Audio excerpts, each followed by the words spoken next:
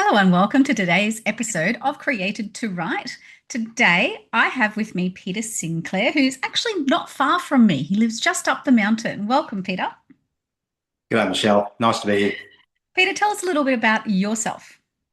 Oh my goodness, where do I start? Um, I live on Tambourine Mountain, which is a great source of inspiration for my writing.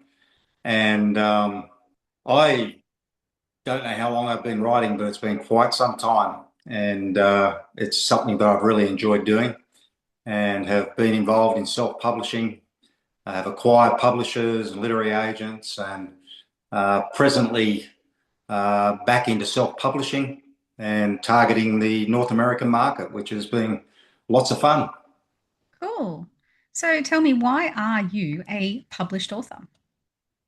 I've always had the desire and never really felt qualified to call myself a published author, but that inkling desire to pursue it was constant way back when I was a teenager and probably failing English on a regular basis. But I started to write lyrics. I'm a musician, so I started to write lyrics for songs. I was had an English teacher that featured the poems of a guy called John Donne, Donne, quite a early English poet, and I fell in love with his poetry. So I even started writing poetry, but never thought possible that I could actually put together a book. But did so and have done on multiple occasions. So, what kind of writer are you? Tell us a bit about your writing process. Yeah, I like the question you promoted. Am I a plotter or a pantser? Um, I'm both. I do have an idea and an outline, but I do love the process of just going by the seat of my pants and allowing the story to take me where it takes. And often it's very surprising. The most surprising thing is when I've just written a piece and as a grown male, I start to cry because Oh, I didn't see that coming. yes. Those characters. It's a wonderful experience. It is. I Mm. agree. Those characters, they just get under your skin and then they do something you didn't expect. And it's like, Absolutely. It just jumps up and bites you and you think, wow, that's awesome. yes. May it do that for my readers. Absolutely. Let's hope it does. Mm. So, you come from a faith background. How has that shaped your writing?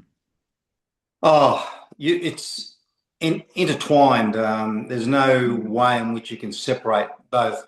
When I first started writing, and some decades ago, I dare I say, my target market were Christian business owners. And so I was writing in the inspirational, motivational field. And as a believer, I desired to inject my faith into that interesting story. The first book that I ever wrote, and the first book that I was lucky enough or fortunate enough to receive a payment for $100,000 at the time was amazing. I had at the back of it a list of scriptures that I'd noted that related to the subject matter of what I'd written in the previous part of the book and had successfully sold that, obviously, to some companies. But then I was approached by another company and they said, "We love your book." I said, "Great, that's fantastic." He said, "Except for one thing." I said, "What's that?" Uh, if we're to buy that book, you need to remove all those Bible verses at the back. And I just basically said to them in no uncertain terms, you can take your business and shove it. Because I couldn't separate my faith from what I'd written, and no money payment was going to sway me in any way. Yeah.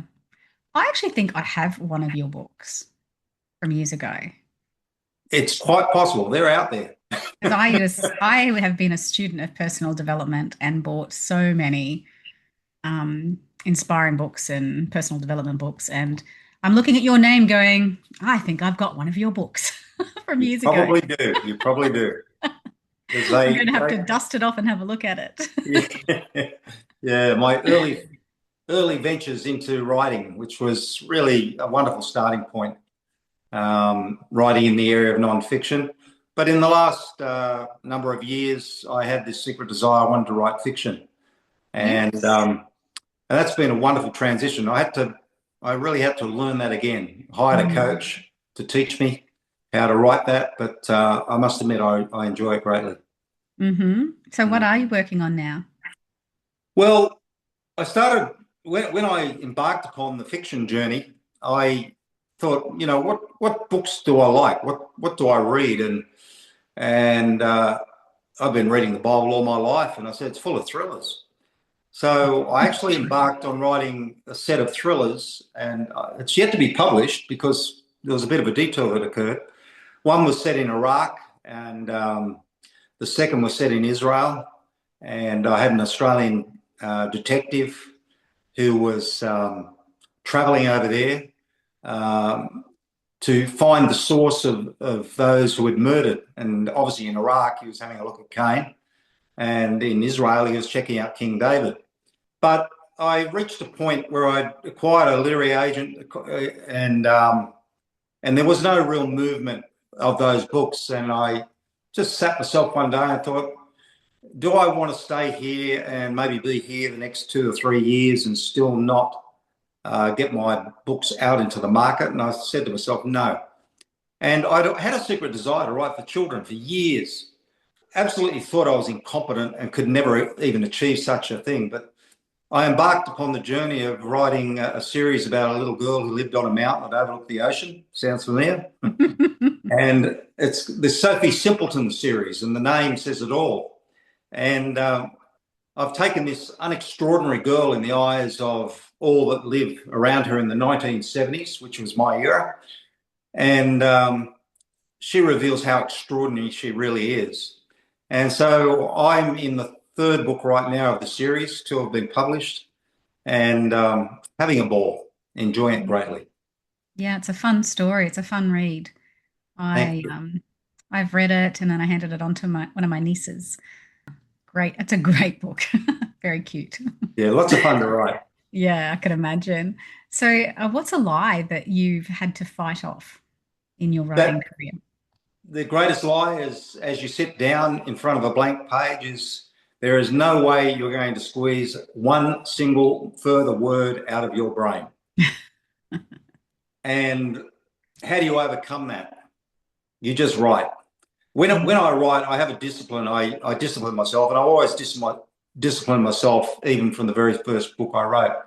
And I challenge myself every time I'm in the writing process of the book that I will not leave my desk until I've written the 1,000th word. I might be at 995, and so I put an and, but if, then, maybe. And I've sort of cheated, but I've achieved the goal. But that really drives me and forces me to set. And sometimes that 1,000 words comes in an hour. Sometimes that 1,000 words takes 6 hours. Hmm. But it drives the work forward. Mm. I set myself goals like that too, and I'll often start just typing out "Twinkle, twinkle, little star" Yeah. Um, just to get numbers down, just to get words on the page, just to get it yeah. something. One author gave me a great tip, and that was when you finish your writing session, write the first 5 or 6 words of the next session Mm. so that you're actually not coming back to a blank page. And I don't stick to it all the time, but when things are tough, uh, I've found that as great help, that you've at Yeah, least got a starting point, at least got an idea. yeah, yeah. And The because trick. I'm a pantser too, and I like to go, oh, this is going to happen, then this is going to happen, then this is going to happen. So then I know where my brain was going as I stopped the day before when I sit Yeah, down.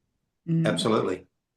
yeah, that's You great know, during advice. the writing process, you've got to watch out. I have dreams the night before about what I'm going to write the next day. It's really strange, but that's the Takes over. process.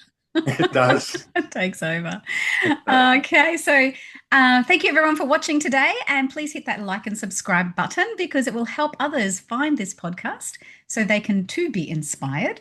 Now, what more advice do you have in your incredible mind to help others get on their journey of writing?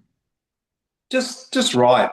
People ask me, why do I write? Why am I a published author? I said simply is I'm compelled to write. I cannot but write.